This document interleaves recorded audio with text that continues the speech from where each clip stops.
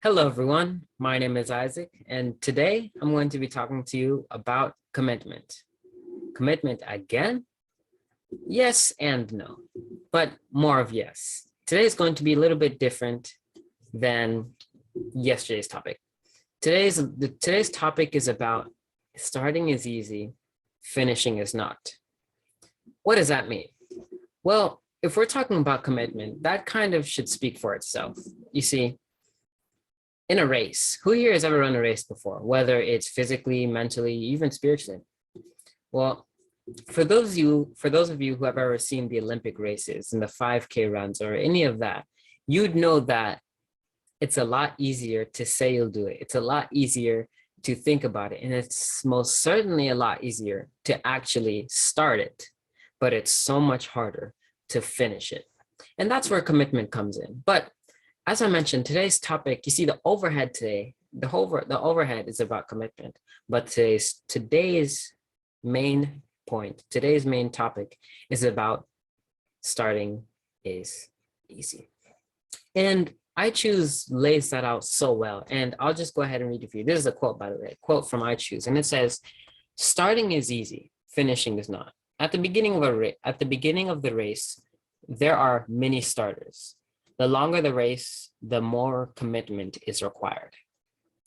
Commitment separates starters from finishers. And that actually leads to my next point, which is actually the difference between starters and finishers.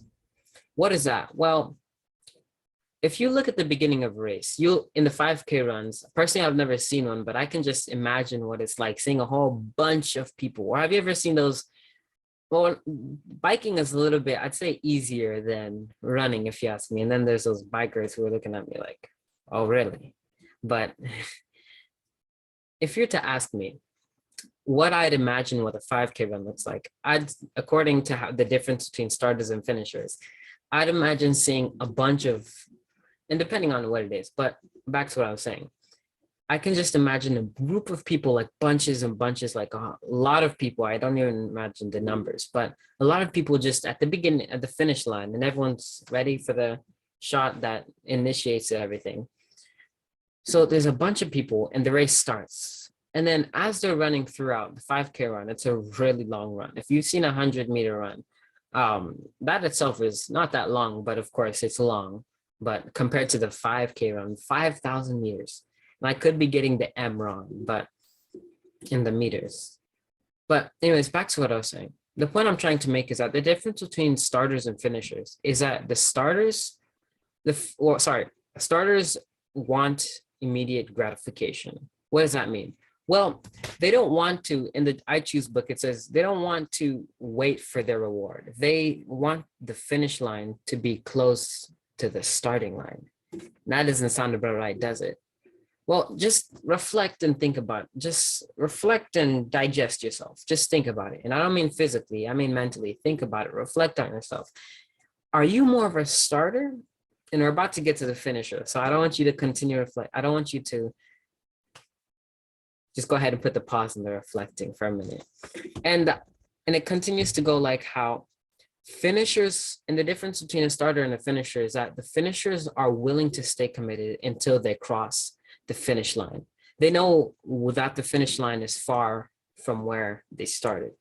You see, the difference between, here it is, the difference between a starter and finisher is that one has the skill of commitment. One knows what they're getting into, and one knows that it's not going to be easy.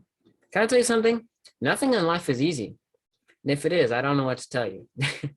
Unless, even video games are not hard. And I can tell you that from a personal level. And maybe you're like, well, how does video games add value to your life?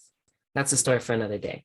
But the difference, as I mentioned, the difference between a starter and a finisher, for the fifth time saying that, is one has a skill of commitment. One knows what they're getting into. But most of all, they do more than show up to the race. They stay in the race. Maybe for those of you who are like, Isaac, I just started, but how do I become a finisher? Well, it first starts with deciding to stay, because it all starts up here. I'm pointing to my head for those of you who are on my podcast and those of you on the YouTube.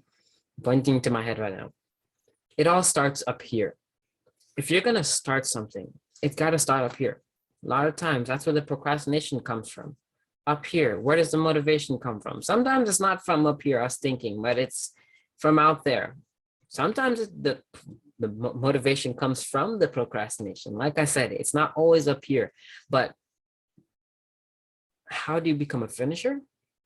It's all up here. And first, it starts with deciding you're going to stay in the race. Deciding, hey, the best thing you can do for yourself right now, if you want to become a finisher, and it could be in whether it's devotion, whether it's in making goals, committing to your goals. Hey, those New Year's resolutions, I can tell you one thing, we've all started them, but it's so hard to stay committed to them.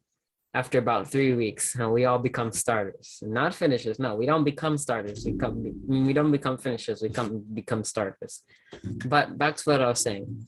If you want to become a finisher and you just started, first of all, know that the finish line is far from the starting line. First of all, have that in mind. And first, you have to start by deciding, hey, I want to become a finisher. And you first of all have to process and reflect on everything. But it first starts with deciding. Then, second is acting on it. You see, it's a lot easier to say something. It's a lot easier to start on something, but it's a lot harder to actually get around to doing it. Like reading my driving book, for example. It's a lot easier to say, hey, I'll do it tomorrow, or the dishes. I can put it off 1 more hour, the driving test is only 2 hours from now, but it's a lot harder to actually start on it. But this is where the third and most final step comes in, unless you have a few of your own that you'd like to implement. And like I used to say in my other old podcast, is the best steps don't come from me. These are the steps that are personally best for me because they're fit for me. They came from me. But the best steps for you come from you and your brain. But for the third and final step is after deciding, first it starts with deciding, then I almost revealed it, then acting, and then finally committing to it. Well, how do you commit to it? Well, first of all, it starts with deciding, then acting on it. Remember, the finish line is far from the starting line. Unless you're running a 1 meter race, then that, my friend, is a race we all love to start and all love to finish. And that leads to another topic about small and big goals, big and small goals. Thank you guys for tuning in, and I hope this video or this recording added value to your lives about commitment and the series we just did, the small series. Hey, it was a small one, but remember, big and smart and big goals, small, yeah. Don't worry, that's a topic for another day. I'll get into that another day. But I hope this recording added value to your lives about commitment, and I hope that you guys stay tuned in until the next one. Peace. God bless you guys.